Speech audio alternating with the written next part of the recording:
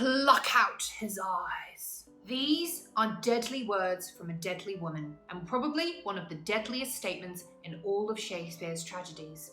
This deadly woman in question is Goneril, sister of Regan and Cordelia, daughter of King Lear, wife to the Duke of Albany, and an all-time favourite Shakespearean villain.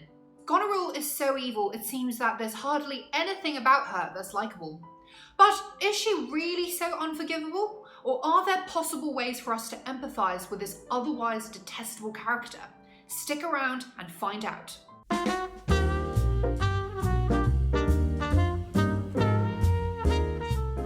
Now before I start, let's just get the obvious out of the way. The point to empathising with Goneril isn't to excuse her wickedness. Instead, it's to gain a deeper understanding of her motives and in turn to appreciate her characterisation as one that is more round than flat, to use Ian Foster's terms. So the first reason to empathise with her is going to sound a bit Freudian. Goneril is actually deeply insecure as a daughter, which has largely been fueled by Lear's favouritism. We know that despite being eldest born, she never had a fair share of her father's love, because Lear's favourite, as we know from Goneril's conversation with Regan in Act 1, Scene 1, has always been Cordelia. As she says, "You see how full of changes his age is. The observation we have made of it hath not been little. He always loved our sister most. And with what poor judgment he hath now cast her off, appears too grossly." Now, if Goneril's words are anything to go by, she implies that it isn't Regan and herself that's to blame for Cordelia's ill treatment, but rather Lear's poor judgment, both as a father and a monarch. They were simply shrewd enough to say what their father had wanted to hear, and that in itself to Goneril is no crime, and probably also stems from a desire to regain some of the love she had lost back in childhood.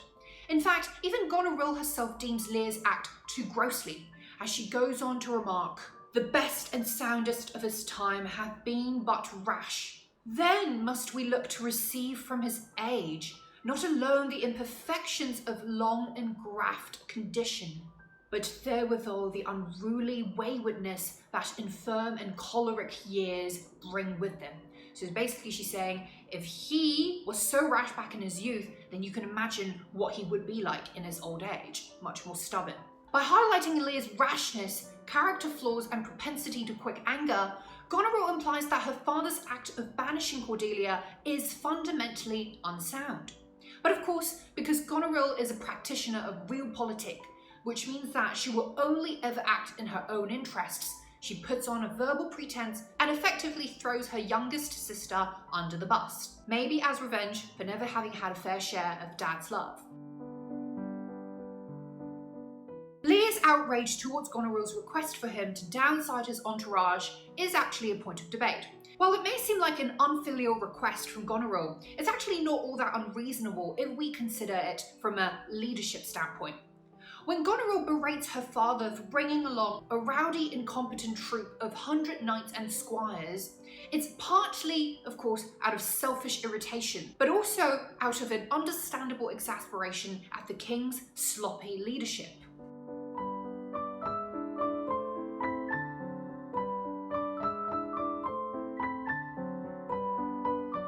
As you can see from the slide just now, rather than this being a speech of filial disrespect, it's also a description of disgraceful leadership. The simile that compares our court as being like a riotous inn, like a tavern or a brothel than a graced palace, seems to suggest that the chaotic situation is too dire, nothing to be said.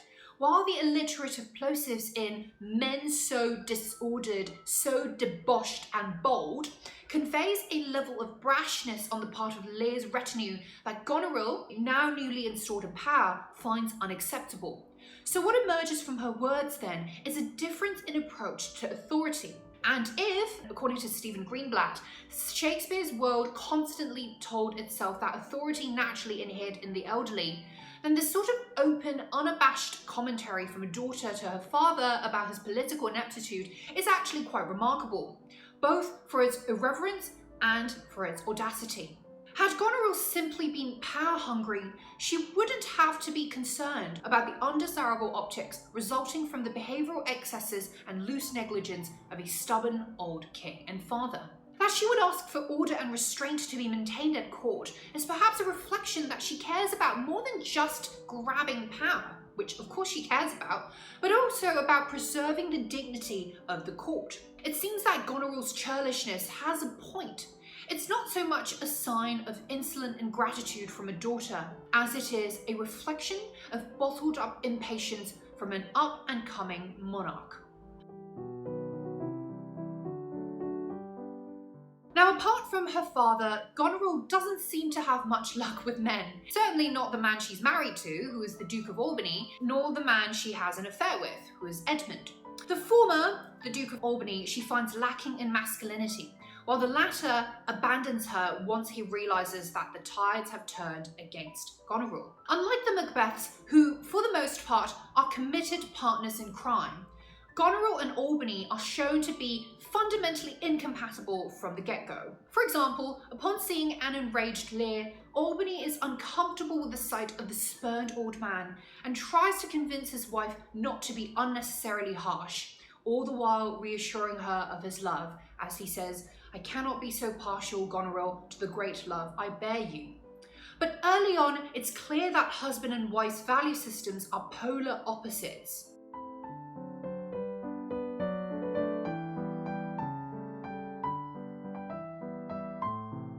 To the audience, Albany is a man with a conscience, and so is the foil to his ruthless wife. To Goneril, though, he is a wimp and the foil to Edmund, whom she'll of course fall for later on in the play.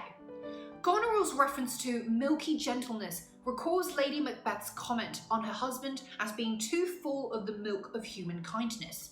But the interesting phrase here in Goneril's words is the oxymoronic, harmful mildness. Applied to Albany, Goneril means that his appeasing nature is a sign of weakness, but the notion that being mild and agreeable could be damaging to one is also indicative of a deep-rooted insecurity that perhaps only a woman back then who was culturally expected to behave with mildness would harbour. It's surely apt then for her husband to comment on how far her eyes may pierce, because in a way, Goneril does seem to show some proto-feministic sensibility that's either reminiscent of Elizabeth I or is way ahead of her time, which is, of course, her time not being Renaissance England, but ancient Britain, which is the time in which King Lear, the play, is set. Towards the end, Shakespeare presents the unfortunate result of a marriage built on incompatible values, but also gives us a reason to feel a bit sorry for Goneril. For most of the play, Goneril is portrayed in a masculine light, but we find out after Goneril and Edmund arrive at Goneril's palace that she actually has strong feminine desires. It's just that her husband Albany hasn't been masculine enough for her. Upon kissing Edmund and hearing his pledge to be faithful to her in the ranks of death, which he'll soon renege on when the tides turn, Goneril exclaims out of his earshot and says, "Oh, the difference of man and man! To thee a woman's services are due, my fool usurps my body." Again, we feel her exasperation here, this time not as a daughter, but as a wife who feels that she's married to an unmanly man. And perhaps it's Albany's unmanliness that has turbocharged Goneril's need to come across as hyper-manly, but of course she does this in the most disastrous ways. There's also irony in her tautological phrase, man and man reference, because the sort of man she deems real and worthy of respect behaves in inhumane and thus actually unmanlike in the sense of unhuman-like ways. An example of which is Edmund's treacherous betrayal of both his father, Gloucester, and his half-brother, Edgar. Finally, when Goneril erupts in anger over Albany's inaction, she insults him straight up.